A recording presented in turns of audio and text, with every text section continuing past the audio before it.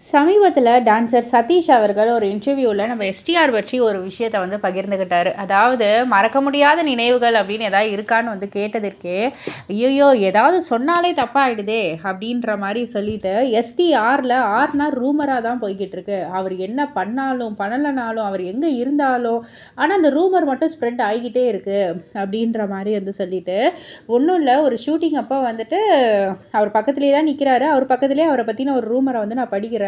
உடனே அவர் வந்து சொல்கிறாரு, ஏன்டா டான்ஸு நம்ம பெட்ரூமை எவனாவது எட்டி பார்க்குறானுங்களா, இல்லை என்னதான் எனக்கு ஒன்றும் புரியலையே, ஏதோ பேர் வெளியில் பாரு எத்தனை பேர் நிற்கிறாங்க, யாராவது ஏதாவது எட்டி பார்த்துட்டு ஏதாவது போய் சொல்கிறாங்களா, எனக்கு என்ன ஏதுன்னு ஒன்றும் புரிய மாட்டேங்குது, எப்படி தான் இந்த மாதிரி வந்து பண்ணுறாங்கன்னு தெரியலையே அப்படின்ற மாதிரி வந்து எஸ்டிஆர் வந்து சொன்னாராம். ஸோ அந்த ரூமர்ஸோடைய ரியாக்ஷனுக்கு வந்து எஸ்டிஆரோடைய ரியாக்ஷன் வந்து இதுதான் அப்படின்ற மாதிரி வந்து சொல்லிட்டு போயிட்டே இருந்துட்டாரு.